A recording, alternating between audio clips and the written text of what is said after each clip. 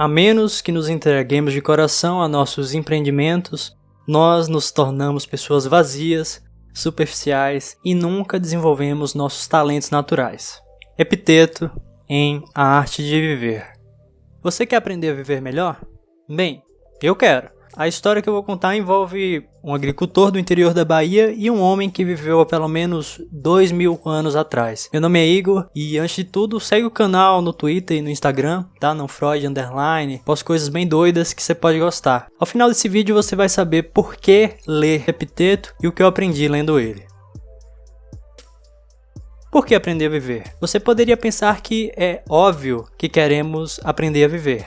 E de fato, é sim. Quero aprender a viver porque quero ter uma vida melhor. Só o fato de aprender algo novo já é maravilhoso para mim. Esses são motivos óbvios e divertidos, assim como a palavra tamborete. Mas no meu caso, não é apenas essas razões. Eu tenho outras razões bem doidas para querer aprender a viver. Assim como fazer um arroz saboroso. Tem várias maneiras, há várias maneiras de ter uma vida saborosa. Há coisas que variam muito para fazer um arroz gostoso. Há vários temperos possíveis. E se você não colocar alho, obviamente você está errado. Mas há coisas que não variam muito no preparo do arroz, como o fato dele geralmente ser cozido e não assado. Geralmente também se coze em água, não em cerveja ou refrigerante. E assim como há coisas que fazem o arroz ser mais gostoso, acho que tem algumas coisas que fazem a vida ser mais gostosa, como por exemplo, pôr alho em tudo. Acontece que na minha vida, às vezes eu vou da alegria até a tristeza como um cavalo vai da montanha ao rio. Em outras palavras, é como se eu tivesse sede, mas uma coquinha gelada não satisfaz essa sede. Nem a água e nem mesmo um arroz gostoso com alho satisfaz essa sede. Quer dizer, talvez alho ajude, mas enfim, claro, sem nenhuma água seria bem difícil ter uma vida melhor, já que coisas mortas não podem querer ter vida alguma. Um cavalo sem vida não pode ir da montanha ao rio, ele não pode ir a lugar nenhum, porque ele tá morto, né? E não me entenda mal, eu adoro arroz. Com alho então fica melhor ainda, mas eu quero ter uma vida gostosa. E não só arroz e água, que também são bons, e alho também, mas eu quero ter uma vida gostosa porque eu sei que vou morrer. E você também vai. Me desculpa, não fui eu que fiz assim. Quando eu cheguei já era assim, mas isso é ótimo também, que a gente morra. É claro, desesperadamente eu não compartilho de nenhuma crença que teria uma vida depois dessa. Mas isso também é maravilhoso, pois como não terei sistema nervoso, depois de morto eu não vou sentir dor alguma. Na verdade não vou sentir nada, pois eu não existirei. Antes de existir, o mundo já existia, e eu não lembro de sentir nada. Pois é preciso existir para se ter sistema nervoso e sentir qualquer coisa. Que conversa complicada, né, bicho? Mas, além disso, eu quero ter uma vida gostosa porque a vida é um evento raro no universo. Digo, todo sistema aberto tende à entropia infinita, como descreve a segunda lei da termodinâmica.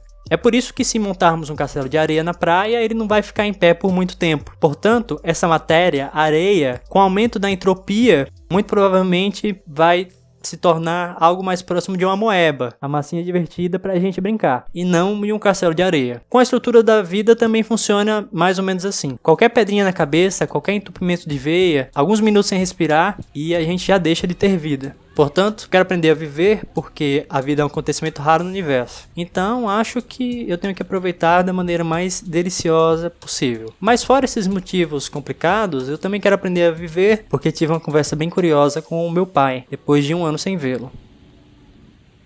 A cena foi mais ou menos assim. Na sala de casa, ele sentado no sofá. De dia, ele de calça jeans, camisa social. Minha mãe do lado trabalhando remotamente em casa por causa da pandemia. Enquanto eu e ele debatíamos nesse calor matutino da Bahia. Eu tava de short, bem curto e confortável. E como sempre, sem camisa. A Bahia é realmente muito quente, bicho. Eu não consigo ficar sem camisa em casa sem agoniar o juízo. Mas diferente de quando vi meu pai pela última vez, 1 ano atrás, eu tava dessa vez com a unha pintada e com o cabelo bem grandão batendo no ombro. O estranhamento se deu não só pela diferença da minha aparência comparando com antes, mas também pelo fato de eu viver no interior da Bahia, meu pai ser agricultor, que cresceu com valores e modelos bem diferentes do meu. Eu agradeci a todos os conselhos que ele me deu, sobre minha aparência e falei que entendia que ele queria o melhor pra mim. Expliquei que a depressão é uma doença que realmente existe, assim como a diabetes ou a asma, mas tem sintomas diferentes e que não dá pra curar essa doença com carne assada e cerveja. Eu disse que poderia explicar o mecanismo neurofuncional se ele quisesse, a recaptação de serotonina e tal. E das muitas palavras que eu ouvi, eu discordei de algumas delas, mas entendi com carinho os avisos. E a frase dele que mais me marcou na conversa foi: "Você precisa aprender a viver, Igor." E eu concordei de imediato. Então, como viver melhor? O que aprendi com o Epiteto na arte de viver? Depois desse encontro com meu pai, ele saiu com sua moto, daquelas motos que se vê na rua e faz bip-bip. Eu sentei na cadeira no meu quarto e comecei a ler Aprender a Viver, do Luc Ferry. Se alguém fez um livro com esse nome, ele deve ter algo para dizer. Mas, infelizmente, o livro se tratava de uma história da filosofia ocidental e não foi muito útil, de fato, para eu aprender a viver. E finalmente eu cheguei na arte de viver. Depois de todo esse rolê, eu cheguei no Epiteto. E ele tem orientações bem diretas para como viver melhor. E o que aprendi com o Epiteto eu posso resumir na prece da serenidade. Concedei-me a serenidade para aceitar as coisas que não posso mudar, a coragem para mudar o que posso e a sabedoria para reconhecer a diferença. Ele traz nesse livrinho, com a clareza desconfortável, algumas das ferramentas que precisamos para ter uma vida melhor. É um livro curto, divertido e de linguagem simples, clara e direta. A versão que li da Arte de Viver foi uma interpretação para os tempos modernos feita por Sharon Labelle. E o próprio livro diz bem claramente o objetivo dele. Ele é um manual para a vida. Desde o começo, ele diz o que a gente tem que fazer para ter uma vida melhor. Primeiro, diga a si mesmo o que você deveria ser. Depois, faça o que tem que fazer. Assim que começa o Epiteto. O que você deveria ser? O que verdadeiramente te deixa satisfeito? Muita gente já tentou responder essa pergunta. O Epiteto viveu 2000 anos atrás e mesmo assim há elementos das terapias mais modernas e efetivas da psicologia do século XXI para doenças mentais, como a terapia de aceitação e compromisso, a terapia do esquema, a terapia cognitivo-comportamental, que o Epiteto previu. Estar na psicologia me deu essas referências para comparar a sabedoria de Epiteto com a nossa sabedoria científica. E é claro que Epiteto, como faz essas terapias, não nos diz, por exemplo, como fazer uma conceituação cognitiva, nem nos ensina a fazer experimentos comportamentais, nem nos orienta a identificar pensamentos automáticos. Essas que são técnicas objetivas para melhorar nossas vidas e que essas terapias usam. Mas isso é totalmente esperado por Epiteto, né? Não é esperado que ele diga essas coisas. Essas técnicas são frutos da contemporaneidade. Nós temos uma visão de universo diferente e uma noção de ciência diferente. Não fazemos mais parte de um cosmos organizados e com propósito, como Epiteto acreditava. Temos, por exemplo, a terapia de aceitação e compromisso, com técnicas interessantes para você saber o que quer da vida. Descobrir o que te aproxima de uma vida mais significativa. Uma dessas técnicas é se imaginar velhinho nos seus últimos dias de vida. O seu eu velhinho olha para tudo que já fez até agora e, vendo a vida em perspectiva, se pergunta: o que eu fiquei satisfeito de ter feito na vida?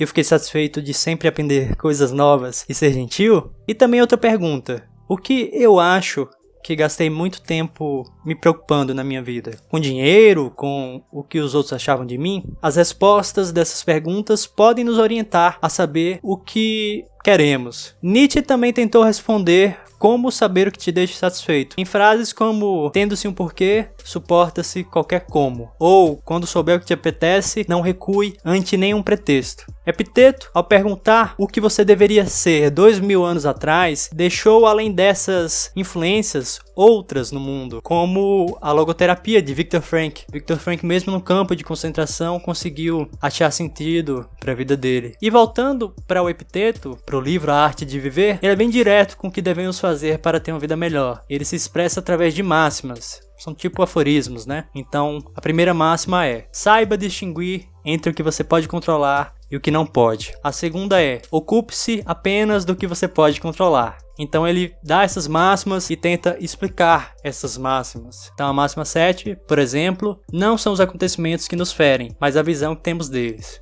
Epiteto falou isso, mas a terapia cognitivo-comportamental parte desse mesmo ponto. Na máxima 8, se não há vergonha, não há culpa. A 15, a boa vida é a vida com serenidade interior. A 16, não faça caso do que não é de sua conta, Máxima 17. Adapte seus desejos à realidade. Então, A Arte de Viver é um livro curto, dá para ser lido em uma tarde só e pode trazer muitos ensinamentos de uma maneira muito direta. Eu mesmo ainda estou aprendendo a viver e talvez eu nunca pare de aprender. E tudo bem, o que aprendi com Epiteto, juntei com outros conhecimentos, como da terapia cognitivo-comportamental, que já falei algumas vezes, a terapia da aceitação e compromisso, a comunicação não violenta. E a essência é mais ou menos essa.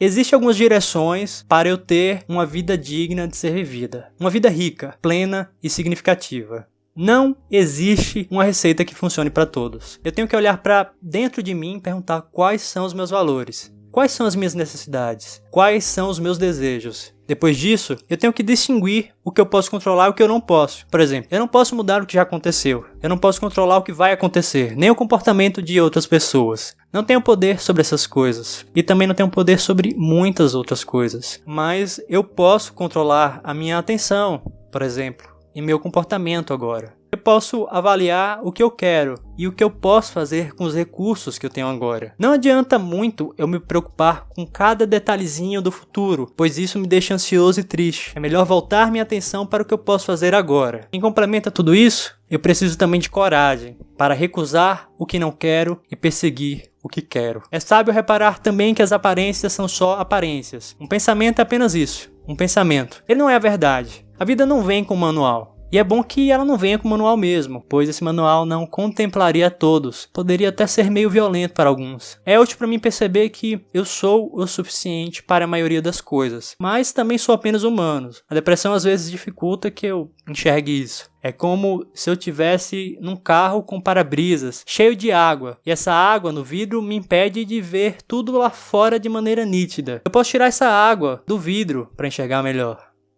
Com, sei lá, um limpador de para-brisa. Talvez a chuva não pare por tão cedo, essa chuva que está molhando o vidro, mas eu não tenho controle sobre a chuva. Eu só tenho controle sobre o limpador de para-brisa. E ele não está funcionando direito. Pode ser que eu consiga fazer um reparo e que ele funcione melhor. Talvez seja sábio parar o carro, para que eu não corra perigo. Sei que a analogia é muito doida, mas felizmente há muita coisa que eu possa fazer para aprender a lidar com os problemas da vida e tirar essa água do vidro e enxergar melhor a vida. Assim como há muitas coisas que me ajudariam a respirar melhor caso eu tivesse asma. Por enquanto tem sido bem nublado e chuvoso, mas com tempo e esforço, e como meu pai sugeriu, eu acho que eu posso aprender a viver. E isso que eu aprendi quando eu li A Arte de Viver, do Epiteto.